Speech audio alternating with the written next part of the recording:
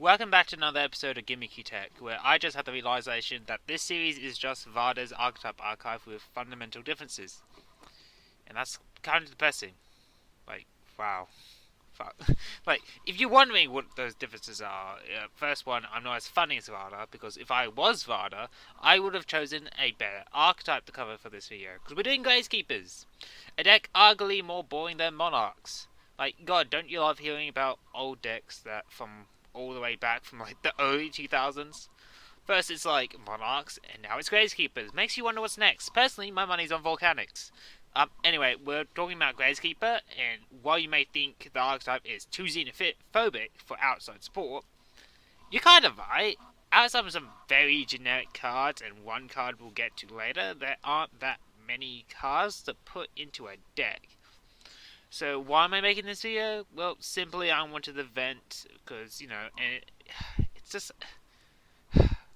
We'll get to that later. I know I'm going off topic here, but there's some cards I want to talk about, and it's very frustrating considering the year they were released and what we got around there. So we'll get to that. But first, let's get to the history lesson, and don't worry, I'm still going to teach you how to play the deck. This isn't just a one-sided anger management video.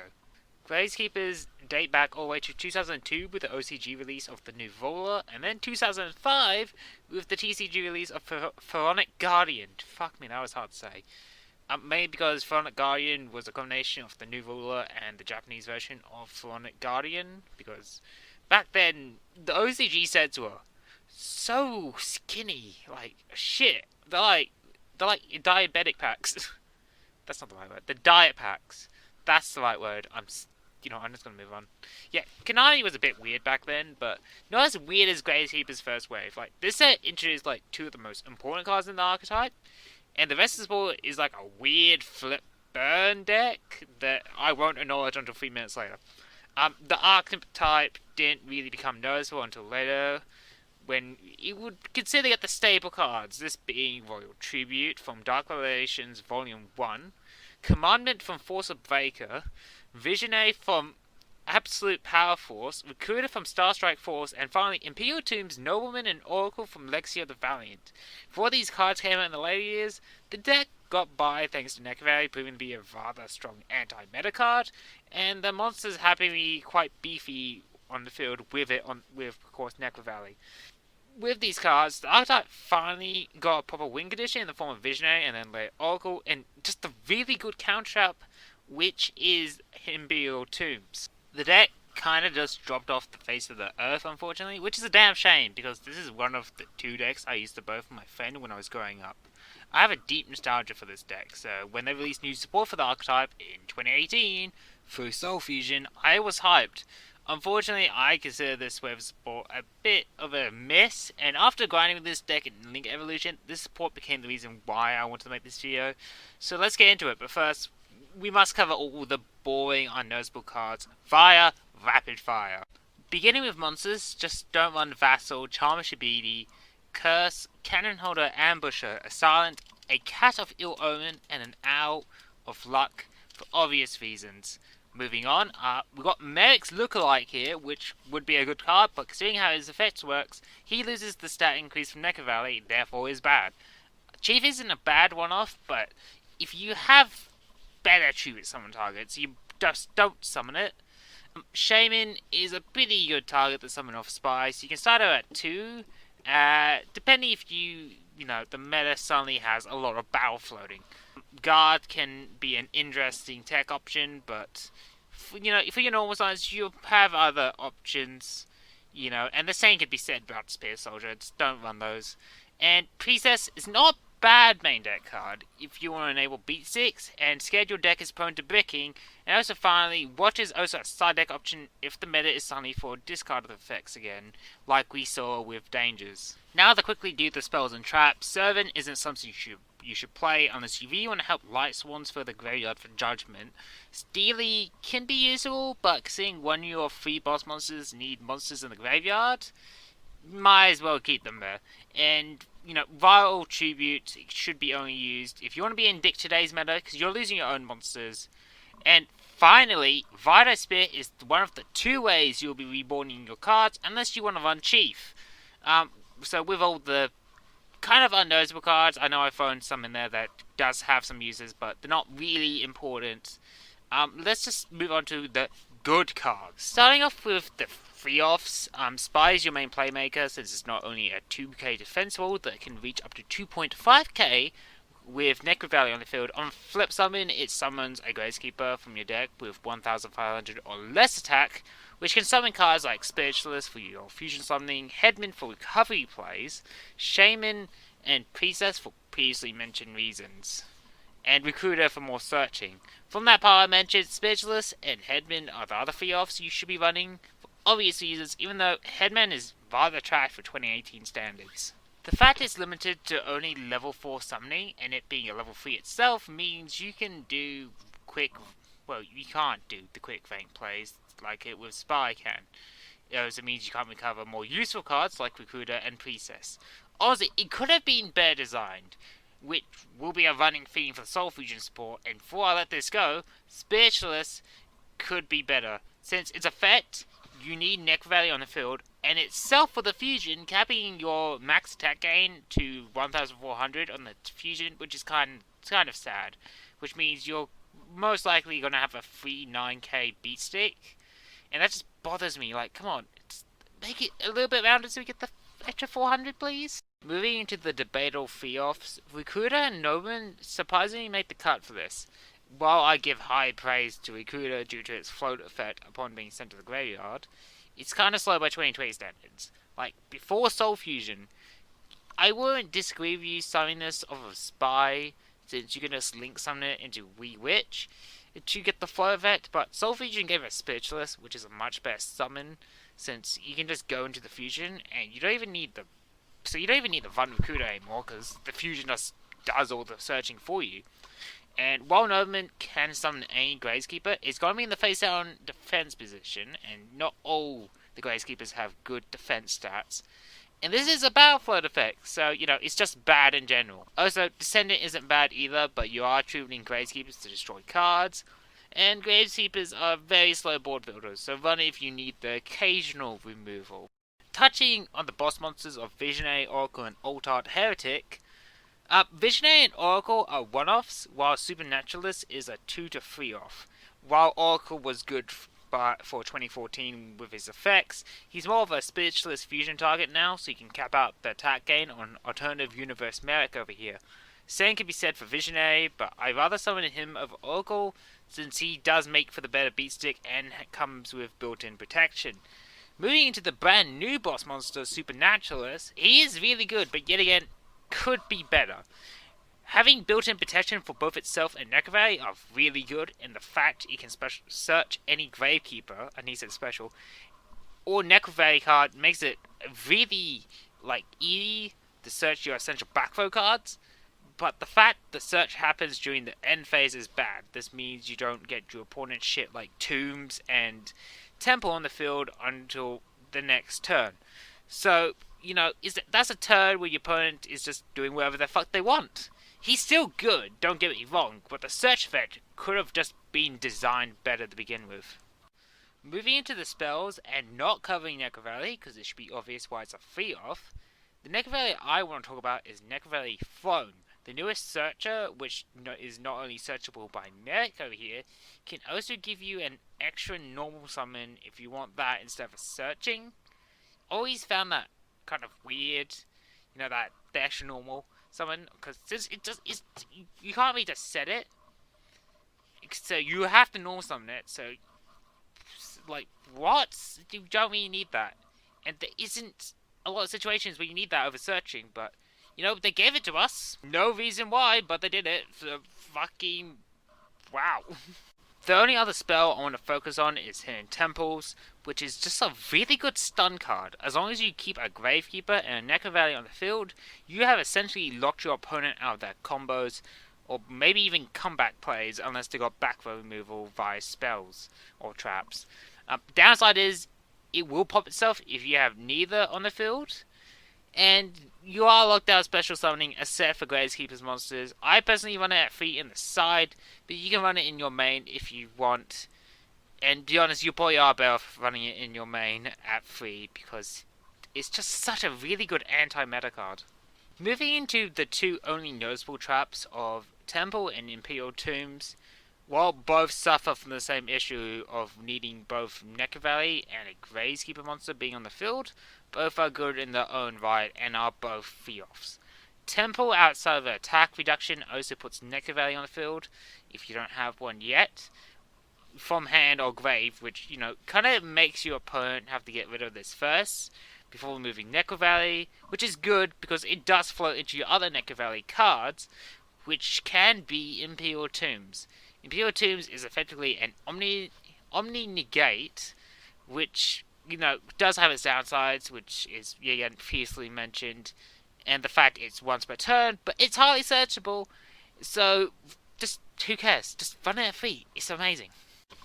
Now with the breakdown out of the way, we can move to the fun tech cards, which I have promised of having some, so let's just get into it, because I don't want to think for another second about that shitty Wave 1 Gravekeeper support. Starting with monsters as per usual, let's get to the obvious ones just out of the way. Malefic Stardust Dragon for its field protection effect. Even if you have the fusion monster, which arguably does a better job of protecting the field spell, Stardust still has its uses, especially since Gravekeepers don't really use up the extra deck space. So you can run it at 2 to 3 with the appropriate targets in the side, if you just want that extra protection. If you want better options to fill out your main deck with, may I recommend Charmer Familiars? Considering the fastest ways to make a rank 4 toolbox options in this deck is Spy Flip into level 4, Familiar can do a better job of enabling those, since all the Gravekeepers are spellcasters, and that just lets you special summon the Familiars from hand. Of course, the only good ones in this case is the War Familiar, since Necker Valley will just negate the other 3's float effects. This also is kind of useless if you're playing Hidden Temple Stun, because you can't make those 2 box options now. Hooray! To be honest, my only other 2 recommendations for monsters is Witchcrafter Golem for bouncing, and Blizzard Princess for back row disabling. While Golem is only viable in non-Hidden Temple builds, because fuck Hidden Temples, Blizzard is viable in both, but seeing all you're doing is shooting a monster to freeze back row for a turn, not very exciting. I mean, Mana Dragon Zinitron, I can't pronounce that. It doesn't matter, is an option you can play, but yet again, Hidden Temples is the big no fun tech options here card. So, let's just move into back row. Back row isn't very exciting as well, to be fair. At best, I have 2 field spell alternatives, but considering this whole archetype relies on Necker Valley as a clutch, it's not really worth it. Like, the 2 alternatives is Secret Village, because it's an archetype of spellcasters, do the maths, and Master Spiritual Art, can't even remember the last part of that. It can be used for a monster negate, which is very easy to bait out. There are also Magician's Circle that you shouldn't run because it's slow, and you can give your opponent advantage, and it's actionable if they don't want the advantage from it anyway. Well, considering this is a rather bland tech card segment so far, it looks like another big up the fun spellcaster deck I was saving for a rainy day, specifically when I was going to get to another spellcaster deck that I want to talk about in future. So straight off the bat, I have Dark Magic Veil, which will just make it easier to get cards like Visionary on the board. Oh, you mean you are just paying 1,000 life points for it, so there's no harm to it. So it's not like life points mean anything in this game anymore. I mean, come on, fucking Eldritch can just pay 100 life points to go plus, so why not? If that's not fun to you, what about Magic Gates of Miracles? Considering how easy it is to enable it with Spy, being able to nick your opponent's cards is truly devious, and could be a way to enable your rank toolbox or wait Hidden Temples are still on the field. Well, no fun toolboxing still. If you don't plan to run Hidden Temple Stun, you could run the Fortune Phase and get used out of Lucky Loan, and I can't say that with a serious face. Fucking hell. Fuck Fortune Fairies. Like, what the fuck is this playstyle? Anyway, being serious this time. Diffusion Wave Motion, which is not only has a card name I like to say, like, seriously, I find it fun to say that, and what if we add Cannon? Oh no, it's a bad card now. Anyway, this card can help with board clear up, with your fusion, or really any of your boss monsters. To be fair, your because your opponent will be building board faster than you, unless you have hidden temples on the boards. So you might need some help while also getting some damage in. So that's not bad. Magical Dimension is also another way to get spellcasters out. And this one comes with a pot, but it might as well be an escalation for spellcasters, so it's kind of useless in most situations, unless you're playing Leia, which makes it very specific and situational. And the real question is, why the fuck are you playing Leia Gravekeepers? That's just weird. Anyway, the final card is Dark Venereal, because why not just punish your foes for trying to make board bone moving their monsters and summoning your own? Well, that's all the tech options I have for this video. And I'm kind of sad that I have to pull out the spellcaster tech for this video. Like, I was kind of hoping to save it for something else, like when I cover witchcrafters. But here we are. If you also have any other fun tech options, just feel to recommend them below. Because to be fair, I just kind of gave up halfway through this. I just went, and the rest went. Okay, let's just pull out my list of spellcaster tech I was saving. Done. So yeah, let's just move on to deck build, so I can pretend I never did this for you. Well, I don't want to disappoint anyone, but due to the nature of Gravekeepers, I struggle to meet my quota of having at least 4 deck builders. Because I only have 2, so sorry guys, I guess I'll just have to try better next time. Anyway, getting to my first build, my standard Gravekeeper deck that I use for Link Evolution grind. Nothing particularly special, and feel free to replace the Bombless with anything else you want. Like, I don't know, Solemns? Or Ash, it really depends. My last build is my version of a Gravekeeper stun deck, which legit just makes hidden temples and passes. There are some cards here to hinder your opponent a little bit more, but I left room in the side for tech options. You can decide the one, but yet again, these builds are designed to be templates to begin with, so go bonkers. I look forward to seeing some other Gravekeepers variations in the comments. Not if it's Gravekeeper's Lair, because that's still disgusting. Like, come on, don't. I swear, the more I go into the script, the more I regretted it. Like, Gravekeepers aren't interesting.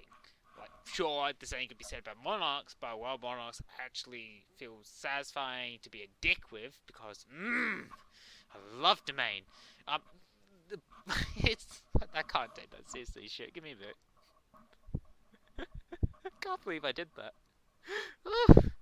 Anyway, this is ugly on the same level as Barrier Stun in terms of anti-meta fun times. Honestly, what made it worse for me is the fact that it wasn't really able. I'm sorry, I'm still. Hang on. Fuck it, I'm giving this in. Honestly, what made it worse for me was the fact I wasn't really able to do anything fun with this video. Like, the closest I got to fun while writing this was in the breakdown part, because I was able to shit on the new Soul Fusion support, because I really fucking hated it. This video feels like I watered down Archetype Archive, so sorry Vada for stealing your format, I guess. But, just like the Monarch video, don't let my complaining put you off from trying the deck. I solidly believe that Gravekeepers can still put up a fight in the meta. In fact, I think it would do a better job than Monarchs, just due to how powerful Necrovalley is on his own. And then you got amazing cards like Temple and Supernaturalist to keep it going. Well, the game plan for Gravekeepers is simple. It will keep your opponent on their toes about how to out your board. So if you're in the market for an anti-meta deck, please do consider Gravekeepers. These boys may be ancient, but as the ban list has proven before, it's the old cards that are truly terrifying. Well, hey guys, welcome to the end of the video, the proper end as per usual. Last time I did something like this, it just jacked up the gigabytes on the video and it went on for 3 minutes, so I'm going to try to keep this short. Mainly just so it doesn't use so much data when I upload it. Anyway, this is the next video. I'm doing Destiny Heroes next. I have made solid progress. I'm going for the breakdown right now. Mainly, this video is more focused on a single deck. It's a little thing I want to try out, yeah, and then I got a couple more slips after that. I may have the timeline sort of that. I think I got enough of it planned out until October, hopefully, but that relies on me getting this video out, then 2 more videos out before October of this sort of ilk. So tomorrow I'm probably just gonna focus on this getting more of the script done because this is like a week's worth of work. I want to say 2 weeks. But yeah, for those who are interested in other content, in 2 weeks' time, the second team tournament for my Blaze Blue. Well, I say it like it's mine. For my Discord I'm in for Blaze Blue is hosting it. I'm gonna, if it's good, I'm just gonna. Well, if it's good, I mean, I'm probably gonna make it into another stream highlights video. That's the right word. Yeah, I want to do that again mainly because one, it will look nice on my resume as an editor, since that's still my plan. But I also think it's good training as well. It's helping me with stuff I hard to explain. It's like storytelling, learning the cut fat, all that sort of shit. You know, uh, yep. So I'm gonna try to get that as well from my good friend Robo, who hosts it. And yeah, that's it. That's the news. Yep, that's all the new shit. Podcasts tomorrow because I'm probably gonna upload this on Tuesday because it's Monday today. I'm just gonna end it here. So thanks for watching. Please do consider subscribing. I do try to make this content as frequent as I can. So if you liked what you heard, even though you asked me, it's probably one of my worst videos up to date, up there with Ghost Tricks. Feel free to stick around. I try to make content like this. I said that twice now. This is the I'm just ending it now. Thanks for watching.